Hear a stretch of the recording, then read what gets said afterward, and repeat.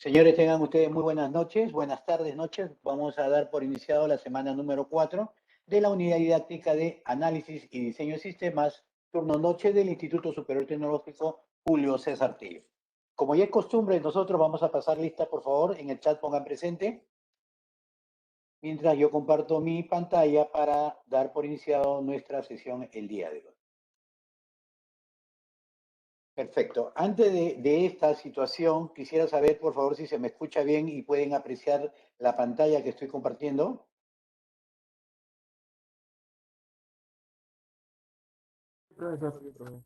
Perfecto, gracias. Bueno, ya no veo necesario estar en el celular, así que lo voy apagando, saliendo para estar trabajando netamente.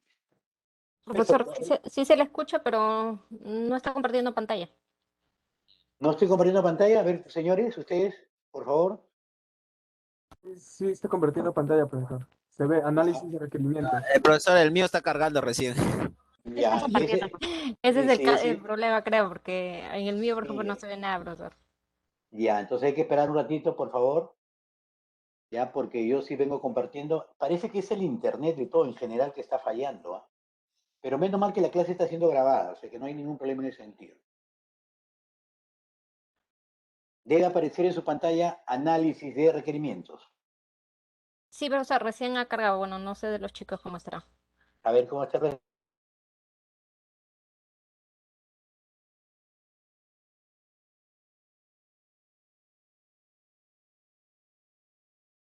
Perfecto, el silencio otorga.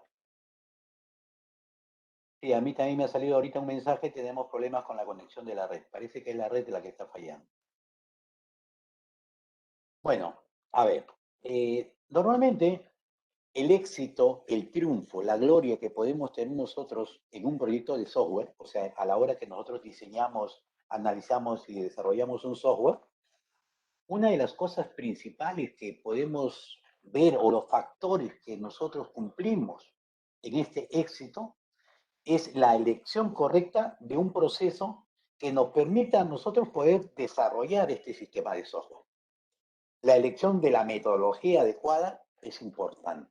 Si vamos a trabajar con una metodología ágil o de repente trabajamos con una metodología tradicional, ¿no? Esos requerimientos que nosotros vamos a utilizar, esos requerimientos que nosotros vamos a ver cuando entrevistemos a nuestros clientes, a nuestros usuarios, a nuestros partners, ¿no? Nos va a permitir tener ese conocimiento de cómo funciona un sistema. Si yo no conozco un sistema, entonces ¿cómo puedo modelarlo? ¿Cómo puedo desarrollarlo? ¿Cómo puedo diseñarlo?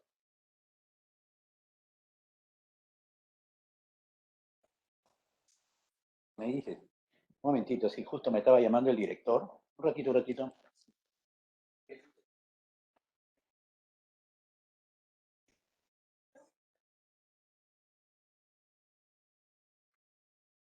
Listo, ¿correcto? Entonces, el éxito de todo software... Uy, se salió, ¿qué pasó?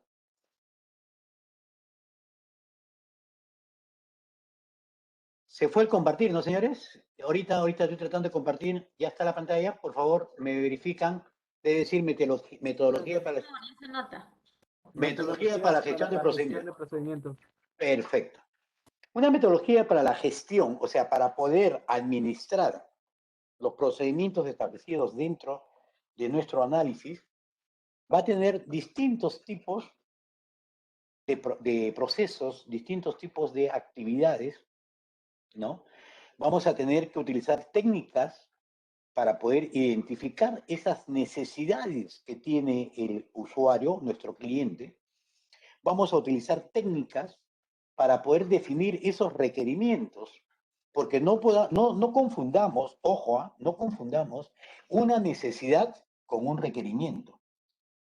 Cuando hablamos de necesidad, estamos hablando de lo que el usuario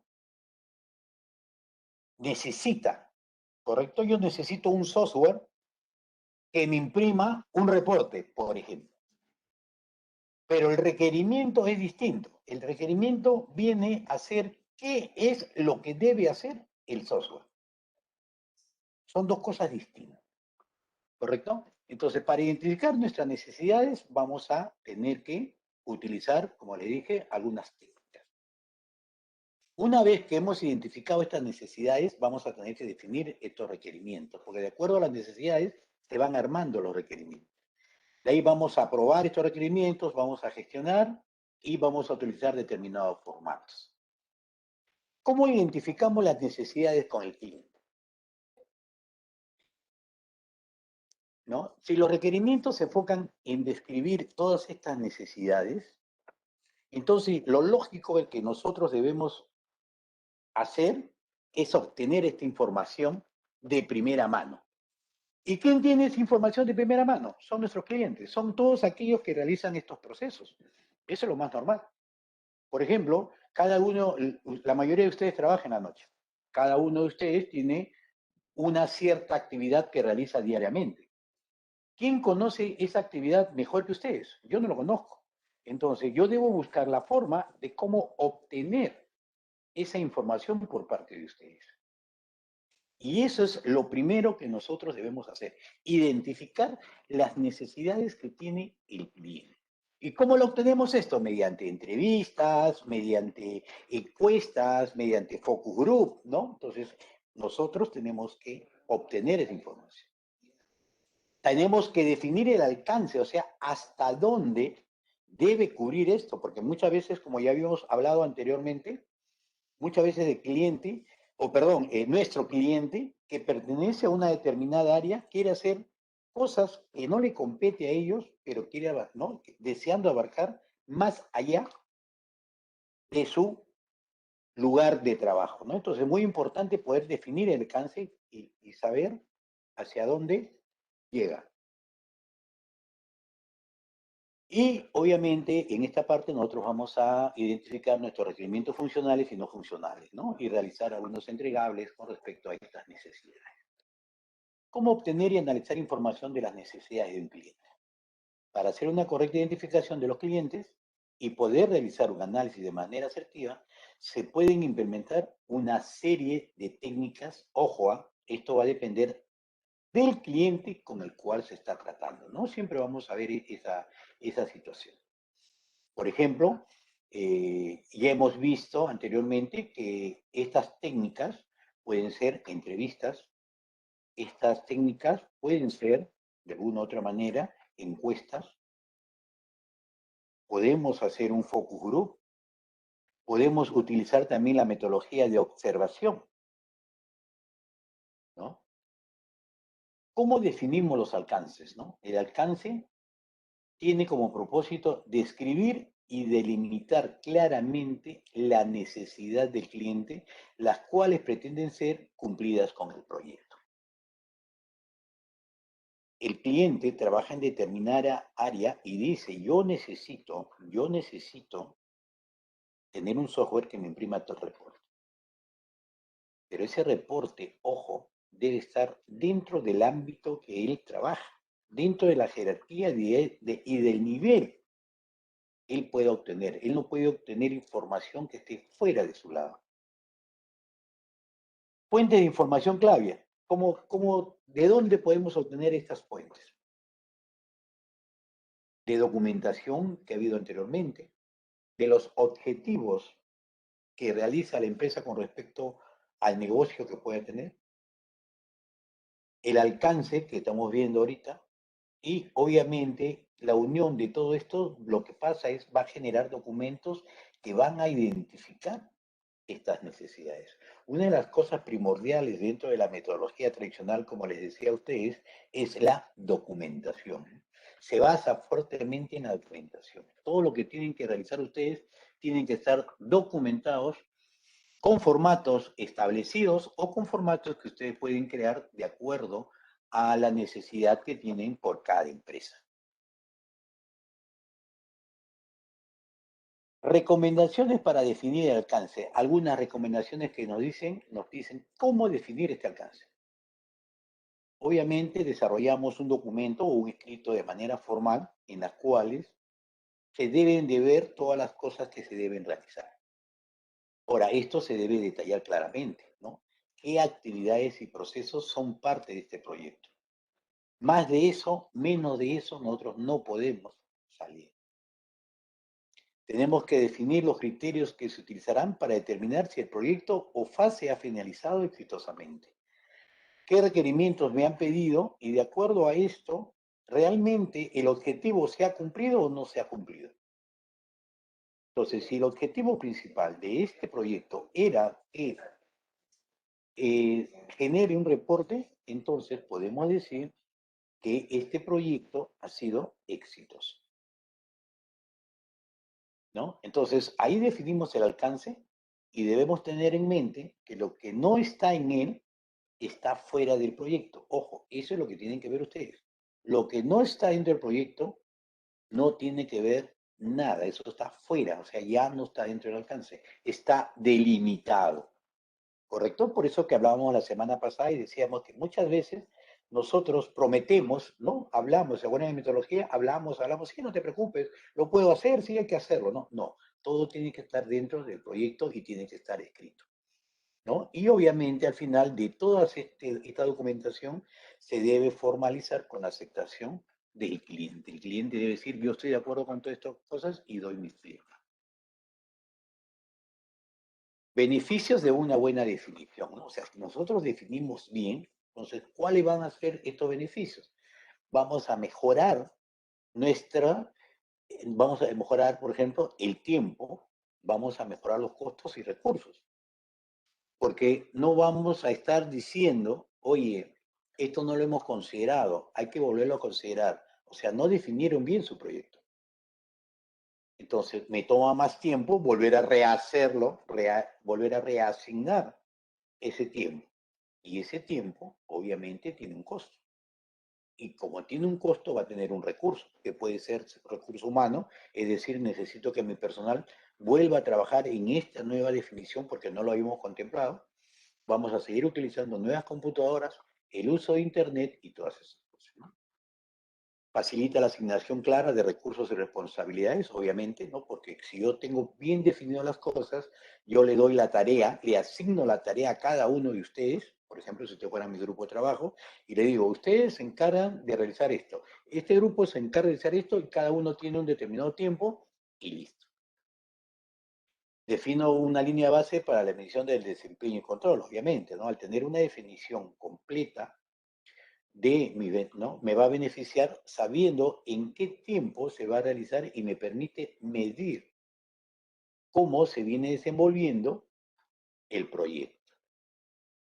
Voy a identificar tanto en el equipo de proyecto como el cliente el objetivo final del proyecto y sus entregables. Voy a desarrollar y confirmar un entendimiento común del proyecto entre ambas partes, cliente y equipo proyecto, y asegurar que el proyecto incluya todo el trabajo requerido para terminar exitosamente. ¿Qué significa todas estas cosas? Que una buena definición me va a beneficiar en dinero y en tiempo. Acuérdense esta famosa palabrita que siempre les he dicho, el tiempo es oro. Salía en un reclame de un banco, ¿no? Entonces, su tiempo o el tiempo que ustedes determinen en realizar un trabajo,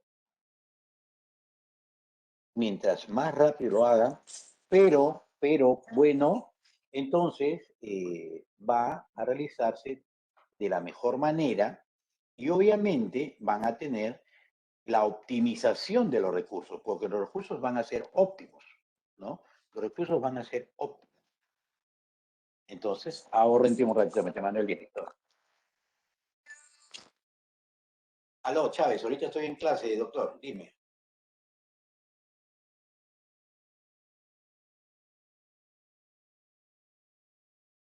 El tema de la capacitación, pues ya si iba a hacer el video, se le iba a entregar pues, a los docentes para que vean, porque dijeron de que no tenían tiempo, ¿te acuerdas? ¿Se conversó eso?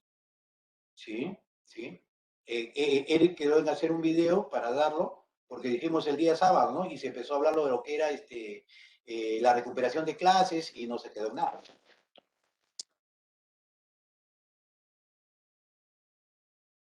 El video, exactamente.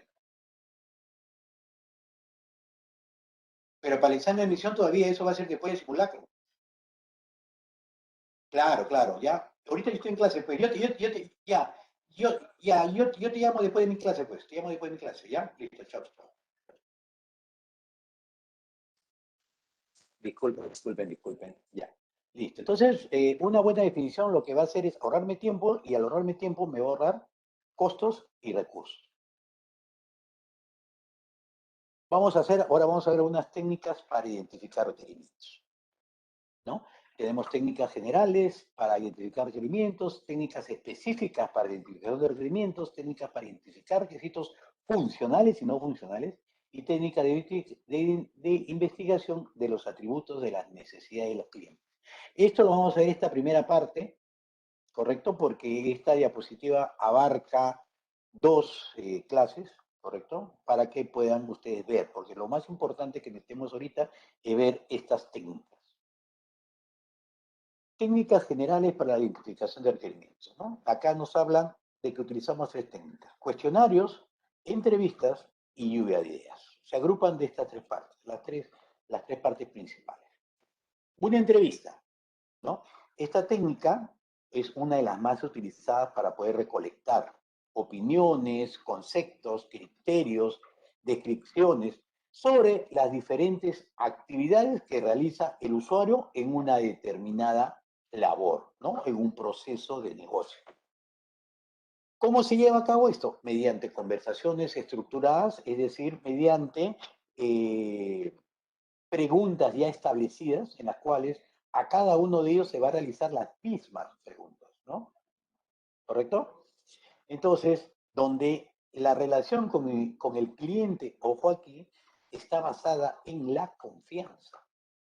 Si yo no tengo confianza con el cliente como para poder obtener esa información, no voy a poder tener estos datos detalladamente. Hemos visto anteriormente que en la entrevista debemos utilizar, ¿no?, el lenguaje, como vemos acá, estudiar, ¿no?, el tipo de persona a las cuales se le va a realizar la entrevista. No podemos hablar con el gerente lo mismo que podemos hablar con un usuario, ¿no? Entonces debemos saber con qué personas, con qué tipo de personas es las que vamos a realizar la entrevista. Estudiar cómo será el entorno donde se llevará a cabo la entrevista, o sea, el ambiente donde yo voy a trabajar. El lugar es un lugar amplio, un lugar cerrado, un lugar público, un lugar privado, ¿no? Estudiar cómo es la manera de hablar de las personas individualmente. Ojo, les dije la vez pasada que nosotros debemos tener el mismo lenguaje. Nosotros tenemos un lenguaje a nivel informático, pero nosotros no podemos expresarnos de la misma forma con el cliente o con el usuario, porque ellos no nos van a entender. Y más bien nosotros debemos aprender el idioma que ellos utilizan para poder desarrollar sus actividades. ¿Qué más en una entrevista? Verificar que las personas tengan la disponibilidad. Ojo, el tiempo es importante. Hablamos la vez pasada que no podíamos citar a una persona y decirle, oye, 10 minutos antes de su almuerzo te voy a entrevistar, ¿no? Porque la persona se va a sentir incómoda, va a querer darnos la información rápidamente y se va a ir. Entonces, una de las cosas principales dentro de esta entrevista es que el personal esté dispuesto, tenga la confianza necesaria y obviamente tenga el tiempo disponible para poder conversar con él. Otra de las cosas importantes es revisar cómo es la relación del cliente con la organización. Hay muchas personas que son resentidas con la empresa, pero siguen trabajando por necesidad, ¿no? Y en vez de darnos una muy buena información, nos dan información de lo peor. En vez de ayudarnos, nos confunden. Entender que importante es obtener la mayor información posible con cada uno de ellos en una entrevista. Lo que nosotros necesitamos es extraerle toda la información, obviamente relevante e importante, sobre las funciones y los trabajos que ellos realizan, pero que están dentro del proyecto por el cual nosotros vamos a realizar. Eso es lo importante. Lluvia de ideas. Esa es otra técnica. Esta técnica es abierta y se utiliza para explorar necesidades iniciales, ¿no?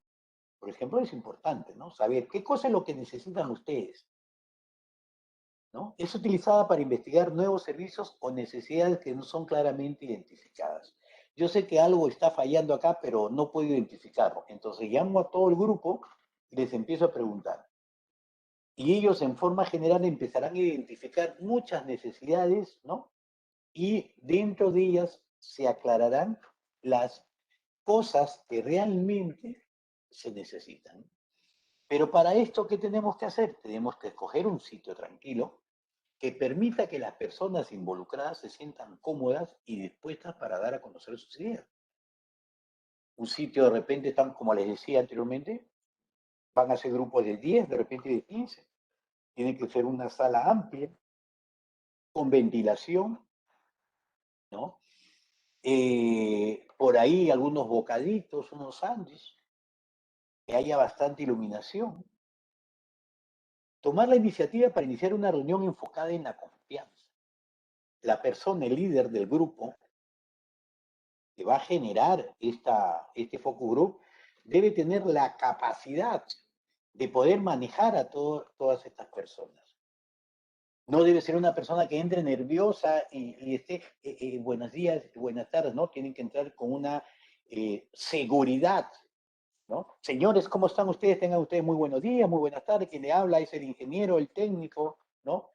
Y poder tener la facilidad de poder moverse durante todo el escenario, no quedarse estático, obviamente, generar dinámicas, porque ustedes saben que, quieran o no, dentro de una empresa, el mismo personal que trabaja, a veces entre ellos tienen malos entendidos. Entonces, una de las cosas importantes es la interacción que puede haber entre ellos. Y este tipo de dinámicas, este tipo de liderazgo que tiene esta persona, va a permitir que todo eso, para este tipo de reunión que es el Storm, que es la lluvia de ideas, ¿no? Pueda enfocarse en la confianza. Y por último, tomar notas de las ideas de las personas, ¿no? De las ideas que expresan estas personas. Obviamente que estas ideas tienen que ser tomadas por el grupo de trabajo. Ahora, se puede pedir la autorización, ¿no? Señores, por favor, esta reunión quiero grabarlo, ¿correcto? Entonces se pide autorización y la reunión es grabada. Una vez que se graba, bueno, ¿no? Se puede determinar y se puede decir, bueno, señores, vamos a hacer esto de tal forma, ¿y qué les parece? Bacán y listo, ¿no? Entonces, una de las cosas sería esto dentro de lo que vendría a ser la lluvia. Cuestionarios, ¿no? Esta técnica, bueno, va dirigida a un público específico o también puede ser a un público general. Esta técnica lo que hace es permitir obtener información, ¿correcto? Pero esta información que se obtiene es específica, porque pueden haber preguntas abiertas como pueden haber preguntas cerradas, ¿no? Si son preguntas cerradas, obviamente yo lo voy a direccionar. Si no, es 1, 2, 3 o 4, ¿correcto? Y si es abierta, yo voy a dejar que cada uno de ellos describan las formas que creen ellos que pueda funcionar un determinado trabajo, ¿correcto? Dentro de estos cuestionarios. Ahora, vamos a ver algunas técnicas específicas para poder identificar ahora los requerimientos. Aquí tenemos una que es la observación, lo que yo les decía, la forma, ¿no? ¿Cómo puedo observar? Esta técnica a mí me permite obtener información directa sobre la forma de cómo el trabajador, el usuario, el cliente realizan sus actividades, ¿no? La observación te permite saber qué es lo que hace. Obviamente que no vamos a saber lo que escribe, ¿no? Pero yo puedo saber qué actividades hace, de repente qué tiempo utiliza cada uno de ellos para poder realizar esta actividad. Veo que, como les decía el día lunes, ¿no? El cliente, el usuario A le envía el documento al usuario B, el B se lo manda a C, el C se lo regresa al A, el A se lo manda a D, el D se lo regresa a C. Entonces, a mí me permite observar y ver y medir qué es lo que hace y qué tiempo pueden utilizar cada uno en una determinada acción. Ahora, esta técnica también sirve para poder revisar, ¿no? Si existen omisiones o interpretaciones erróneas sobre las actividades o procesos de negocio que se van realizando. Porque, como le dije anteriormente, ¿no? A mí me permite ver y estoy diciendo, oye, están redundando en las acciones. De C regresa a A para que se vaya a D y D después regrese a C. Entonces, se dan cuenta, miren, ¿no? Entonces, me permite también poder expresar y decir, esto está mal. Y obviamente hay que tener en cuenta que se debe utilizar si el cliente lo permite, ojo, ¿no? Y el proyecto lo amerita. Porque el cliente debe autorizar, ojo, ¿no? O sea, ¿por qué? Porque estás entrando, estás viendo cosas que realiza tu personal y tu personal no sabe que te están observando. Entonces el gerente dice, está bien, no te preocupes, utiliza esta técnica de observación. Y tú estás observando mientras el trabajador o el usuario va realizando las actividades. ¿No? Y se acuerdan que les conté la experiencia de la empresa donde yo trabajaba, ¿no? Cuando hicimos el sistema de costos. Mientras estábamos al lado del obrero, el obrero trabajaba tranquilamente y trabajaba las 8 horas. No iba ni al baño.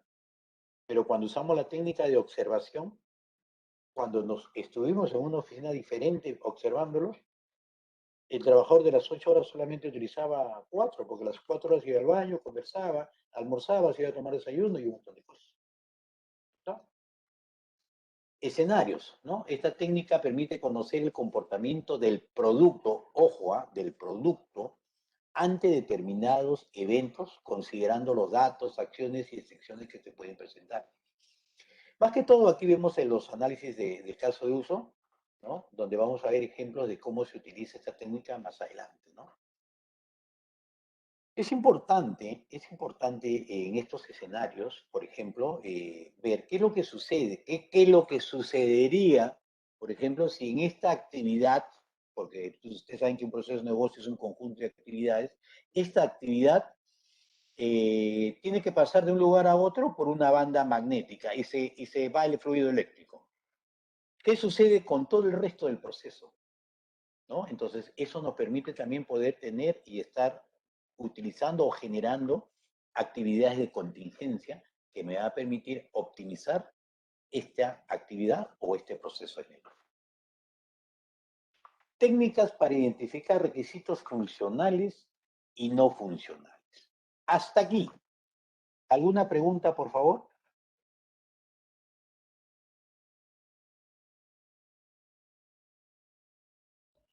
Profesor, en Sí. la observación, habló de técnicas, ¿no? O sea, por la única manera, yo pensaba cuando usted, en su experiencia, más que todo, simplemente vio, digamos, ¿no? Físicamente, pero me imagino que también se podrá hacer con tipo de, como un administrador de red, ¿no? O sea, también estar ahí viendo lo que hace a través de la computadora. ¿Puede ser eso como un tipo de observación? Claro, exactamente. O sea, regresemos a lo que es la técnica de observación. La técnica de observación es mirar, ver, ¿correcto? Tú ves. Entonces, tú quieres hacer un análisis, tú eres administrador de la red, tú eres administrador de una red. Entonces, tú necesitas saber realmente qué es lo que están haciendo, o sea, no lo que hacen los usuarios, sino el tiempo que se utiliza en el envío de la información en cada una de las computadoras que esté realizando. Porque esa es una de las funciones del servidor, del administrador de la red. Entonces, lo que haces tú es empezar a observar. Van a haber software que te permiten observar los movimientos de la transmisión de datos. Como que también hay software que te permite saber qué programas está utilizando el usuario. ¿Cuál es la velocidad de transmisión? Y esos temas son de observación. O sea, sí, no hay ningún problema en ese sentido. O sea, todo lo que sea observable, medible, es una técnica. ¿Alguna otra pregunta? Gracias, profesor. Listo, no hay problema. Estoy para ayudarlos. ¿Alguna otra pregunta? ¿Todo claro? Para continuar, díganme ustedes. Sí, profesor. Listo. ¿Cómo identificamos los requerimientos funcionales? Ojo, ¿no? Ya vimos la semana pasada lo que era un requerimiento funcional y no funcional, ¿no? Los requerimientos funcionales son declaraciones de los servicios que proveerá el sistema, ¿correcto? De la manera en que estén en que este reaccionará a entradas particulares. En algunos casos, los requerimientos funcionales de los sistemas también declaran explícitamente lo que el sistema no debe hacer. ¿Correcto? Entonces, aquí tengo una gráfica donde me dice, ¿no?, que cada actor, cada usuario que realice va a tener que realizar un determinado tipo de acción. ¿Correcto? ¿Qué hace el cliente, por ejemplo, no? Pide alimentos. ¿Qué más hace el cliente? Paga los productos. ¿Qué hace el vendedor, no? Entrega los alimentos, entrega dinero, entrega los alimentos. Cada uno de ellos cumple una función determinada con respecto, ojo, con respecto a lo que necesita que haga el sistema, ¿no? Entonces, los requerimientos funcionales me dicen esto. ¿Qué es lo que yo quiero que haga el sistema? El sistema debe registrar clientes. El sistema debe registrar vendedores. El sistema debe tener un módulo de administradores. El sistema debe controlar la asistencia de mis estudiantes. El sistema debe controlar las notas que ingresan los docentes. O sea, todos esos requerimientos son requerimientos de funcional. O sea, cómo debe funcionar el sistema. O sea, qué es lo que quiere que el usuario haga su sistema. Entonces, el sistema, cuando se emite una boleta, debe calcular el IGB. El IGB es el 18% de las ventas netas y esas ventas netas se deben grabar en tal campo, los IGB se graban en tal campo y la venta total se graba en tal campo. Entonces, esos son los requerimientos funcionales, cosas que me dicen qué es lo que debe hacer el sistema. Cuando yo presione el botón de vender, automáticamente se debe descontar de los almacenes la cantidad de productos que estoy vendiendo. A su vez, debe imprimir una boleta en una etiquetera o una factura, depende de lo que el cliente haya determinado. Se debe sumar en mi caja el importe que haya llegado, ya sea por venta efectiva o venta por tarjeta. Por ejemplo, ¿no? O sea, todos esos requerimientos se denominan requerimientos funcionales, cosas que yo quiero que este sistema haga. ¿Y cuáles son aquellos requerimientos no funcionales? ¿No? Que vuelvo a repetir, lo vimos la semana pasada, pero de todas maneras es importante, es todo lo que se ve en el entorno, todo lo que está alrededor, que va a hacer que permita este sistema funcione. ¿Ya? Entonces, ¿qué son los requerimientos no funcionales? Son aquellos requerimientos que no se refieren directamente a las funciones específicas que entrega el sistema. Ojo, sino a las propiedades emergentes de este, como la fiabilidad, la respuesta en el tiempo, la capacidad de almacenamiento, ¿no? Y como alternativa, vamos a definir algunas restricciones del sistema, como la capacidad de los dispositivos de entrada, salida, la representación de datos que se utiliza en la interfase del sistema, ¿no? ¿Cómo podemos identificar estos requerimientos no funcionales? Podemos ver los requerimientos del producto, ¿no?, que especifican el comportamiento neto de este producto. Los requerimientos organizacionales se derivan de las políticas y procedimientos existentes en la organización del cliente y la del desarrollador. ¿Qué significa esto? Por ejemplo, a mí me pueden decir, este sistema o este software como política de la empresa es que deba estar centrada en un servidor y deban solamente ser manejados por tal área y tal área. Eso no tiene que ver con la funcionalidad, pero sí tiene que ver con las políticas de las organizaciones. O sea, este es un requerimiento no funcional. Es lo que tiene que ver en el entorno, ¿no? También que existen los requerimientos externos que se derivan de los factores externos al sistema y su proceso de desarrollo, ¿no? Existen infinidad de todas estas cosas.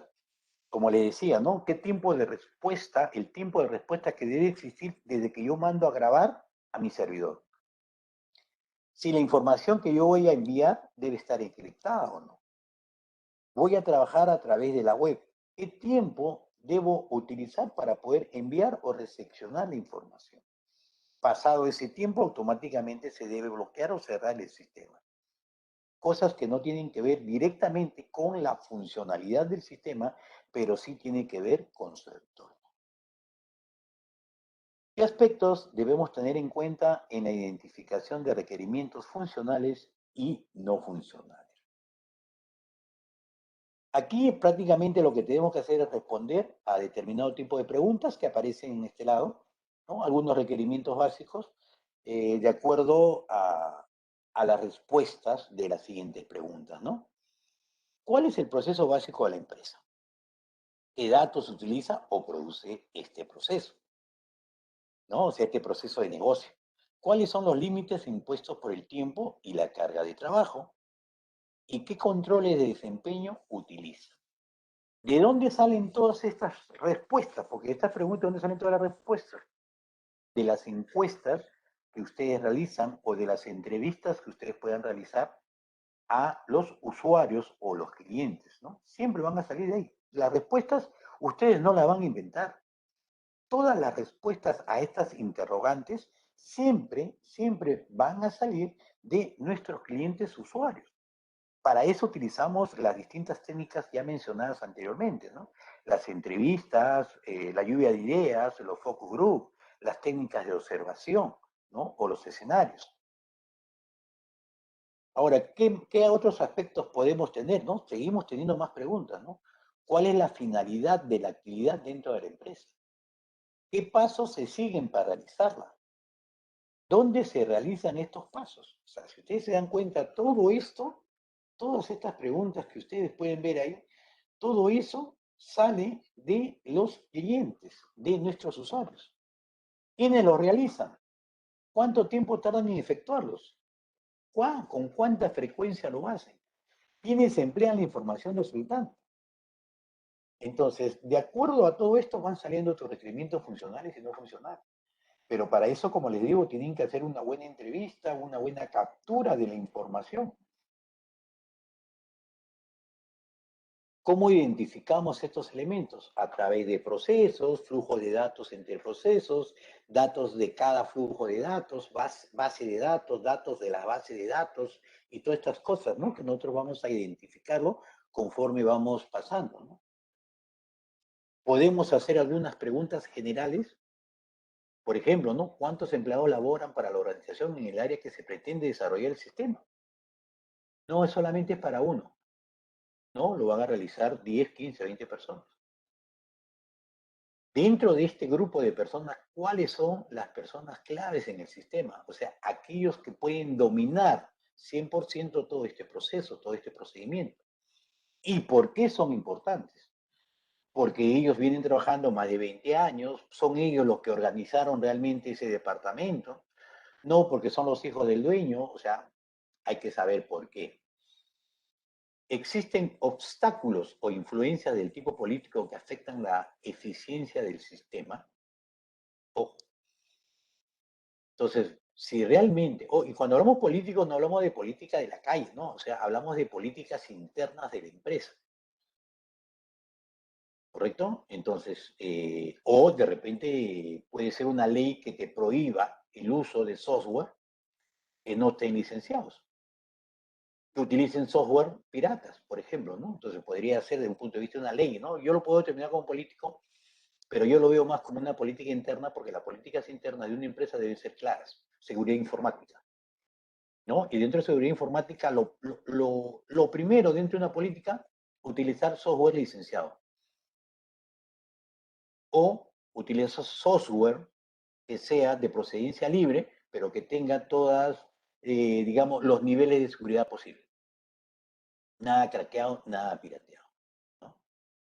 Preguntar si existen algunos manuales de procedimiento, de políticas o lineamientos de desempeños oficiales o no oficiales, ¿no? Y si los hay, se cumplen en forma cabal el 100% de las actuaciones, es decir, se respetan dichos procedimientos.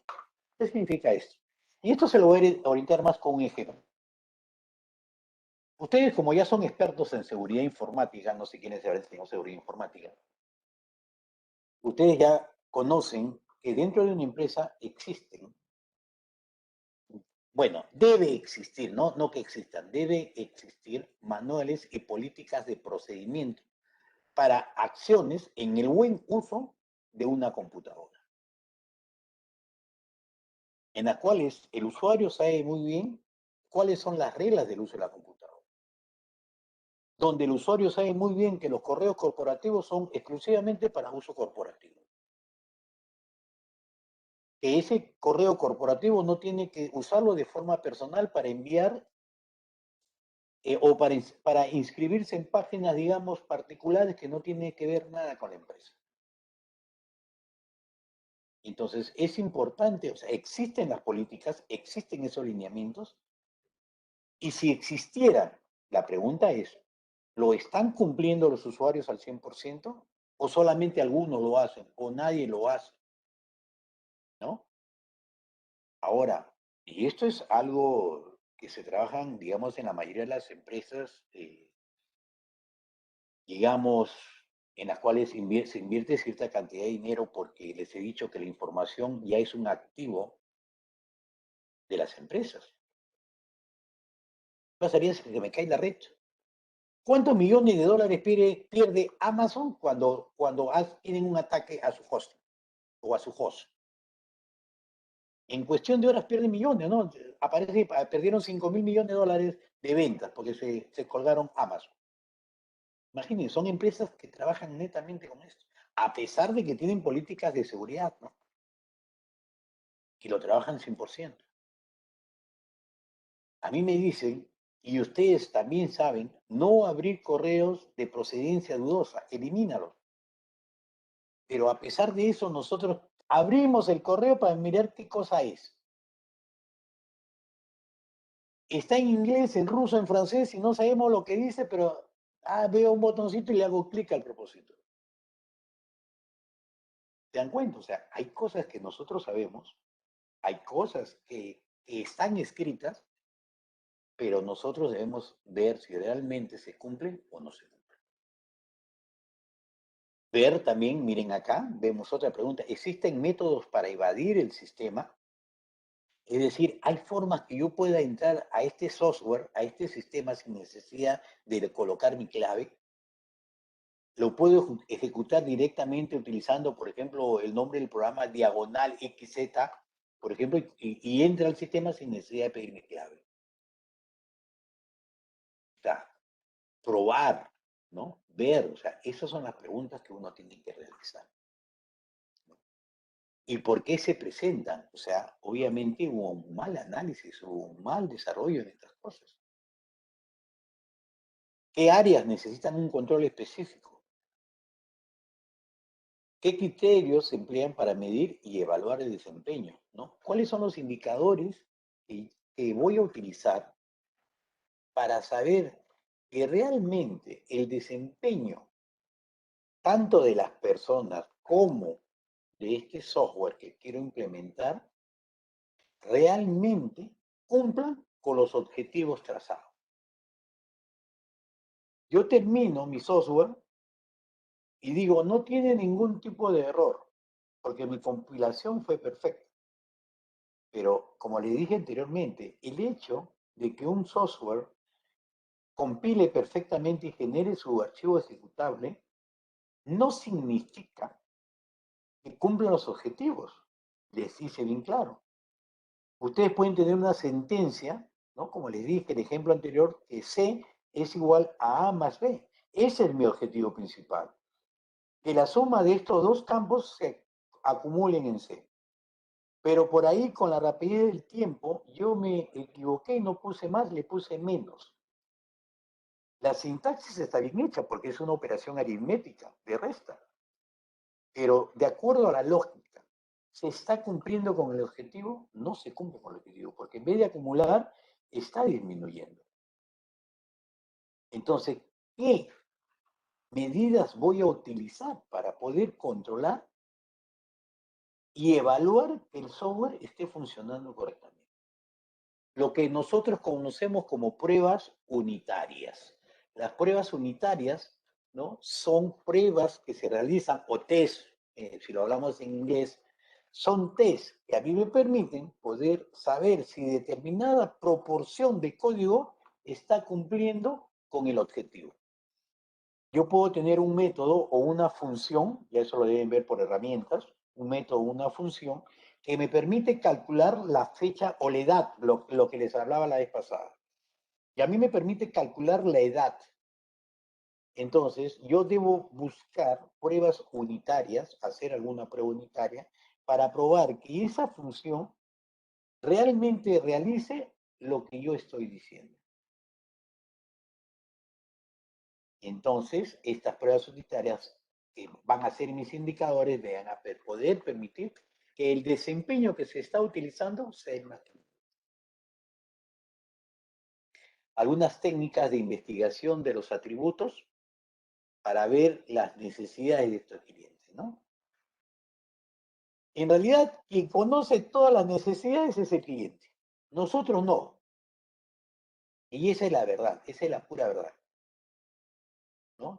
¿Por qué? Porque nosotros le hacemos la pregunta a él, porque ellos son los que trabajan, ellos son los que desarrollan, ellos son los que están día a día en la empresa.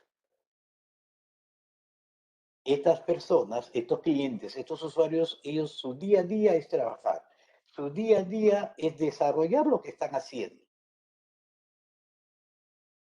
Por ejemplo, a ver, que alguien me diga, que me levante la mano aquel que trabaja. Alguien que trabaje, por favor, que me levante la mano, me diga yo, profesor, y se identifica. A ver. No tengan vergüenza. Listo. A ver, dime, Arotinco. Inés, ¿en qué trabajas? Buenas noches, profesor. Hola, ¿cómo estás? ¿En qué te En el desempeñas, seguro, mejor dicho? ¿En qué te como apoyo, desempeñas? como apoyo administrativo. Como apoyo administrativo. Dentro de tu trabajo, tú tienes ciertas actividades diarias, ¿sí o no? Exacto. Y esas actividades diarias en algunos momentos pueden ser medibles porque tengo que hacerlo en un determinado tiempo. Y estas Exacto. actividades, ¿no? Y estas actividades, en algunas oportunidades que se trabajan en un determinado tiempo, se puede dar el caso que te demora más tiempo o no. Sí, dependiendo de qué tipo de gestión sea, ¿no? Y ahí llegamos. Muchas gracias, Inés. Y ahí es donde yo quiero llegar. Dependiendo del tipo de esta gestión. Ojo, dependiendo del tipo. Entonces, yo puedo decir, yo soy apoyo administrativo. Correcto. Tú tienes, de repente, una de las actividades es que tú tienes que redactar un pedido de acuerdo a las necesidades del cliente. Se establecen parámetros, se establecen tiempos, que esto no te debe tomar más de 5 ni 10 minutos porque vas a utilizar tal plantilla. Perfecto. Pero no todos los clientes trabajan de la misma forma. Y algunas empresas cometen ese error, estoy hablando de un supuesto, no estoy hablando de tienes, algunas empresas cometen ese error de que por cada cliente le generan un tipo de formato, le generan un tipo de atención. Y no debería ser. Entonces, y eso es lo que a veces sucede, que por un cliente me toma mucho más tiempo que que por otro cliente. Y ese cliente que me toma más tiempo es el que menos me compra. ¿No? Entonces, son una de estas cosas. ¿Y quién realmente conoce todas esas cosas? El mismo usuario. Inés, por ejemplo, ella conoce su trabajo al revés y al derecho. Yo puedo llegar y la voy a entrevistar.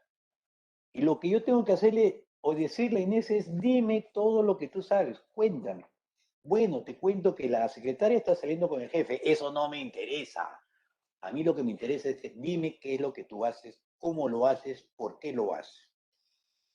Ahora, me gustaría saber qué tiempo utilizas tú en realizar estas actividades, ¿no? Ah, no, yo sí soy eficiente, dicen ellos, yo lo hago cada 2 minutos, yo soy pero rapidísimo. En un 2x3 yo soy la mejor trabajadora, porque eso te van a decir. Por eso es que también viene la siguiente parte, que es la parte de la observación, ¿no? Para complementar la parte que me dijo su compañero. Entonces, la parte de la observación a mí me permite también medir o comprobar si realmente que todo lo que a mí me han contado, todo lo que a mí me han dicho, es verdad. Porque le digo, muchas veces el cliente o el usuario en este caso trata de alguna u otra manera quedar bien, ¿no? Yo soy el bueno en la película y yo hago esto así, lo hago eficientemente. Porque cuando vienen las evaluaciones, todos son perfectos, ahí no pueden haber ningún tipo de error, ¿no? Entonces nosotros debemos tener bien claro que los únicos que conocen las necesidades son los clientes. Ellos saben, porque ellos son los que realizan estas actividades día a día, ¿no? Entonces, pero somos nosotros, ojo, somos nosotros que cuando tengamos que preguntarlo, tengamos que abstraer y extraer esa información, debemos tratar de extraer lo más importante, ¿no? Por ejemplo, yo a Inés no le voy a decir, Inés, ¿cuántos años tienes? Para mí sería una pregunta irrelevante. Dentro de mi encuesta, estoy hablando dentro de mi entrevista, pero de repente sí, desde el punto de vista de tomar la confianza necesaria de aquella persona. Porque ustedes saben que hay un preámbulo, un pre, un dónde y un después. ¿Correcto? Entonces yo agarro, yo le pregunto. Hola, ¿cómo estás, Inés? ¿Qué tal? ¿Te llamas Inés, no? ¿Te puedo tutear? No, tienes que decirme señorita. Ah, perfecto. Entonces, desde ahí yo estoy viendo de que existe una forma reacia. Desde ahí yo ya sé de que las preguntas que yo le haga a esta persona no van a ser del 100% creíbles o verdaderas, ¿no? Porque ya está entrando con una negatividad.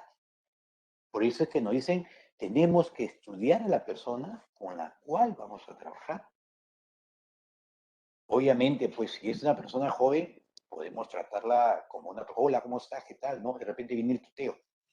O de repente entra una persona adulta, señor, ¿cómo está usted? Buenas tardes, por favor, tome asiento. Me gustaría presentarme. O sea, como le digo, hay que estudiar, hay que ver la persona. Y la persona tiene que estar muy predispuesta a que les pueda dar la información. Y esa información que ustedes recopilan debe cumplir el objeto, el objetivo, ¿no? De poder obtener los datos necesarios. ¿Correcto? ¿Qué grupos tenemos? Los grupos focales, ¿no? Que se forman reuniendo a un grupo seleccionado de clientes, conjuntamente con un moderador que va a conducir el debate, ¿no? Y se va a realizar, se va a hablar con una serie de aspectos, se van a hacer algunas cuestiones concretas para poder focalizar esta discusión. En la reunión se establece de por sí una relación de afinidad por todas las respuestas que giran en un entorno a la situación analizada. Tengo problemas de ventas. Yo no voy a, pues, entonces, si yo tengo problemas de mis cajeras de ventas, yo no voy a traer al almacenero, no voy a tener que traer al contador, ¿no? No voy a tener que traer al vigilante. Entonces, estos grupos focales tienen que tener, en fin, una afinidad laboral, ¿correcto? Y nuevamente aquí vuelve a realizar en este grupo focal, para conducir el debate se debe plantear los temas, ¿no? Y saber temperar las discusiones sobre aspectos banales y centrarlas en las relevantes. Una de las cosas importantes de estos famosos focus group, de este grupo de trabajo, es que realmente hay veces empezamos hablando algo y terminamos hablando otra cosa. No sé si a ustedes les habrá sucedido cuando han tenido reuniones de repente políticas, departamentales, deportivas, sociales y dentro de la familia, ¿no? Dentro de la familia de repente ustedes comienzan hablando una cosa, un tema y terminan hablando, empiezan hablando de política y terminan hablando de fútbol. Las reuniones que nosotros tenemos también es igualito. A veces tenemos que hablar un tema y terminamos hablando de fútbol, terminamos hablando de política, terminamos hablando de muchas cosas.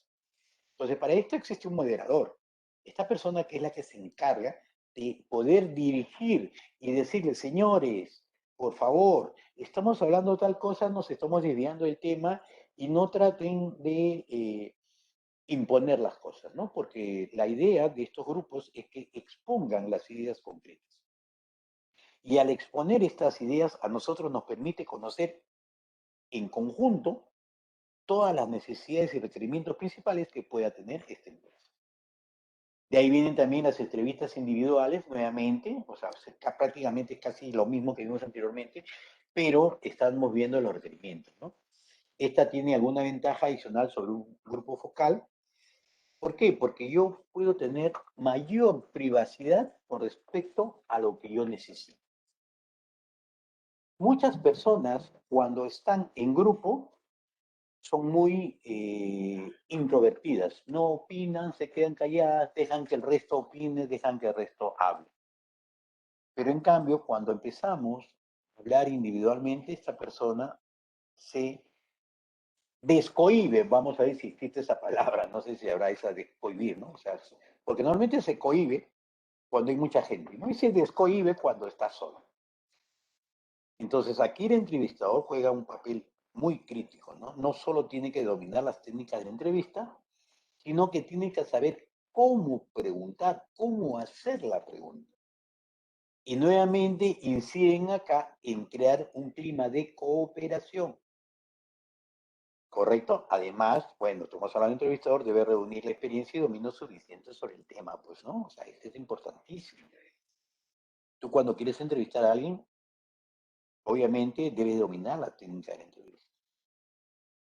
Debes darle la confianza necesaria, ¿no?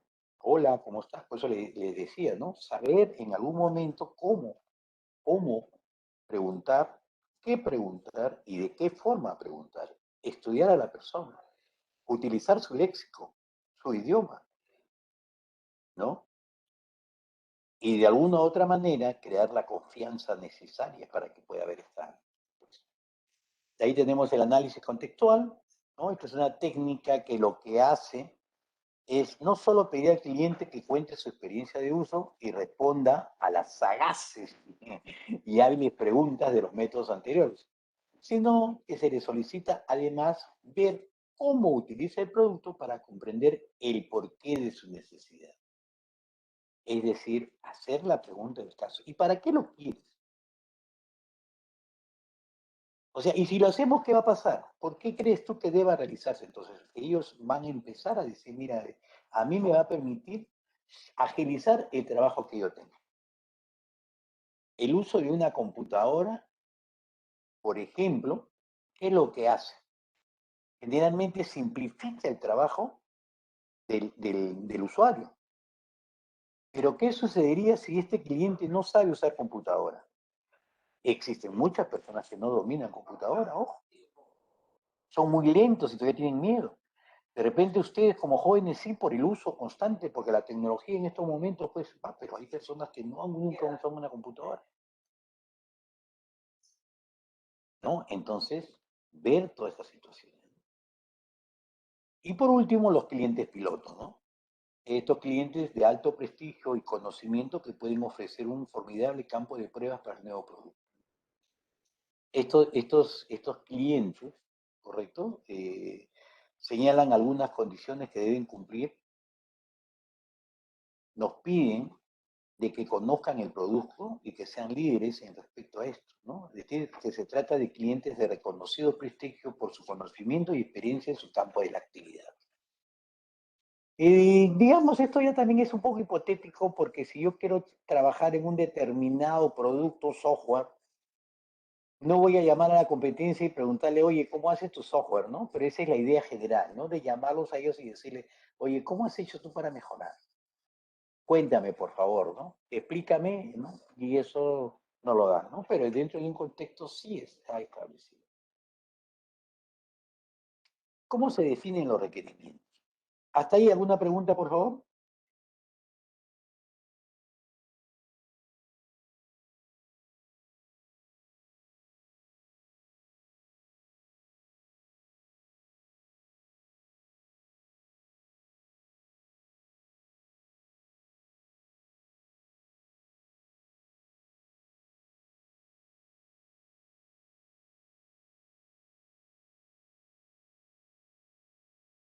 Hola.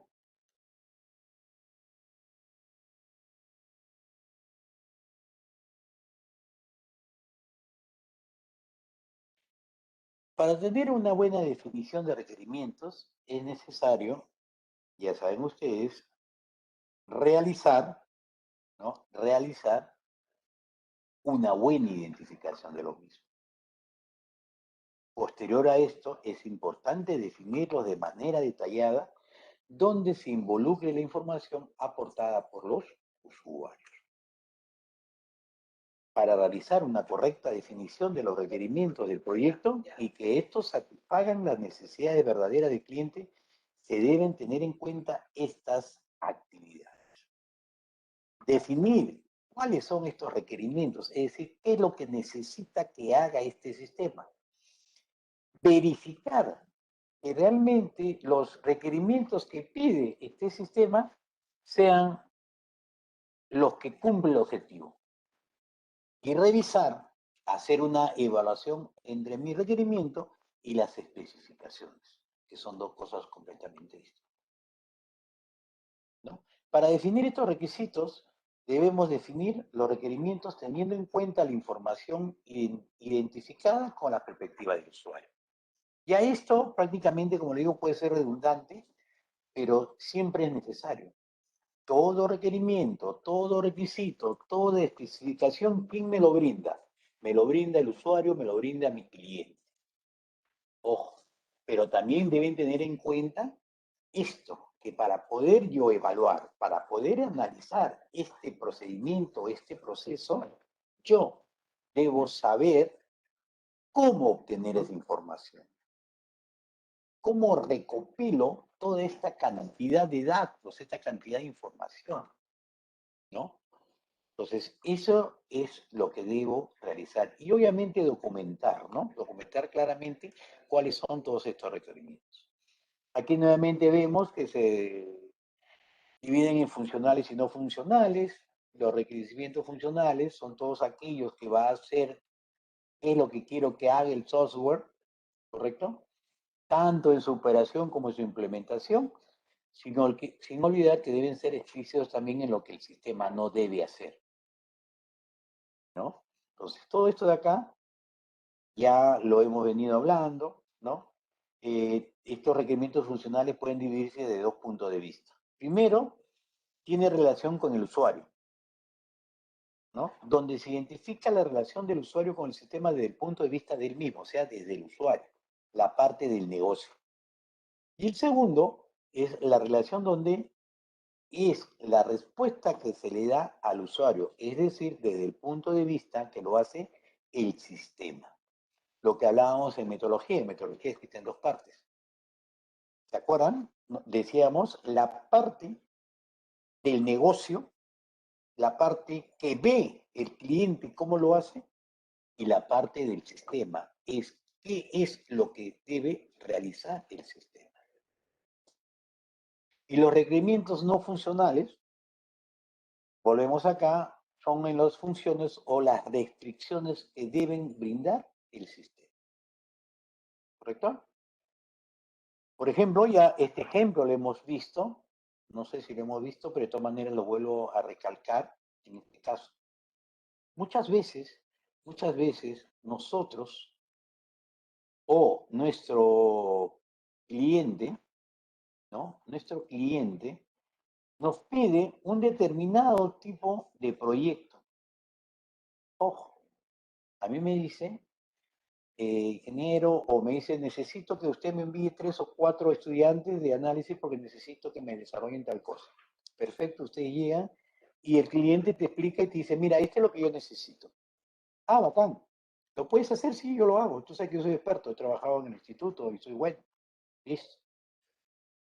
Entonces, aquí ustedes entienden que debe ser así, porque eso es lo que ustedes han entendido. El analista, al tener lo que ustedes les han dado, dice, ah, ya, no, lo que ellos necesitan es esto. El programador, como no hubo un buen modelamiento, no hubo un buen diseño, lo hace de esta forma. ¿Correcto? Y marketing lo ve desde este punto de vista. Yo vendo este producto, ¿no? Así, marketing, no, el producto que nosotros estamos realizando es el mejor y debe ser así. Y realmente lo que el cliente necesitaba era eso. Entonces, cuando nosotros realmente no obtenemos una muy buena información de nuestro cliente, de nuestros usuarios, todo, por más analista que seamos, no vamos a poder desarrollar un buen software, porque nuestro análisis y la metodología que nosotros podamos utilizar en el diseño no va a ser la óptima. ¿Y por qué no va a ser la óptima? Porque no tenemos toda la información necesaria, objetiva, para poder desarrollar lo que ellos realmente han solicitado. Como le dije anteriormente, el único que conoce, y Inés nos ayudó, que conoce los problemas de una empresa es el trabajador, el usuario. Ellos realmente son los que conocen todo este tipo de cosas. Son ellos, y de acuerdo cómo le preguntamos y cómo nos van a expresar esas ideas, esos conocimientos, es como nosotros vamos a ver lo que tenemos acá. Todo esto, ¿no? Y si a la primera nosotros hemos entendido y sabemos y nos han explicado muy bien, entonces sabemos que lo que ellos necesitan es esto. Porque el usuario te va a pedir esto, el usuario te pide esto. Yo quiero eso, pero ¿eso realmente lo vas a utilizar? ¿Eso realmente es lo que tú necesitas? ¿Ese es el objetivo planteado? ¿Esa es tu necesidad realmente? Ellos te van a decir, sí, mira, yo necesito un software de última generación, ¿no? Quiero que me lo hagas en Python, porque voy a utilizar con fórmulas exponenciales. ¿Qué fórmulas? A más B más C en 3D. Pucha, total, esa es una fórmula exponencial. No necesitas. ¿Quieres contratar un especialista en Python? Te va a costar tanto. Entonces, ahí, ¿no? Porque ellos creen, ellos piensan. Así como yo les digo, por ejemplo, a veces cuando yo converso con mi padre, él me dice, ¿habrán programas donde yo aprieto un botón porque es de la clásica del usuario que no conoce mucho del sistema de software? Y hay muchas pymes, empresas pequeñas que no trabajan con software, porque ellos lo ven como un gasto más, no como un costo implementar software, ¿no? Donde mi padre, por ejemplo, me dice, ¿y si yo presiono un botón me puede salir todo esto? Claro, le digo, la cuestión es cómo tú desarrolles, ¿no? Hablo desde el punto de vista programador, ¿no? Cómo tú analizas ideas. Pero también es necesario saber es cómo o saber qué es lo que tú realmente necesitas y para qué lo necesitas. Es como si a mí me dijeran, oye, cómprame una Pentium, no, perdón, ya no hay Pentium, ¿no? Ahora hay Core i7, creo. De hardware, a mí no me pregunten nada porque sí, les dije, ¿no? Una Core i7 de 11ª generación, por ejemplo, ¿no? Un disco SSD de 1 TB, M2, ¿no? Una pantalla con tarjeta Ultra HD o 4K, ¿no? Memoria RAM de 16. ¿Para qué lo quieres? Ah, no, es que quiero jugar pinball. Imagínense, ¿no? O sea, hay veces pedimos cosas y no sabemos para qué es. Entonces, esa es la función de ustedes como futuros analistas, ¿no? Saber, preguntar, saber decirle para qué lo quieres. ¿Correcto? ¿Alguna pregunta hasta acá para terminar, por favor?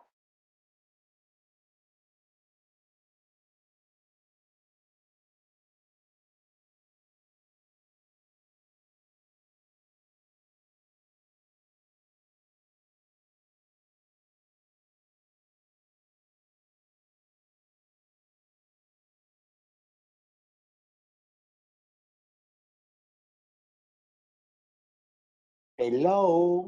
¿Están o no están? Porque hasta ahora no los escucho nada. A ver, por favor. Sí, profesor. Sí, profesor, Ah, todo claro. todo claro como el agua del río Rímaco o del río Lurín, díganme.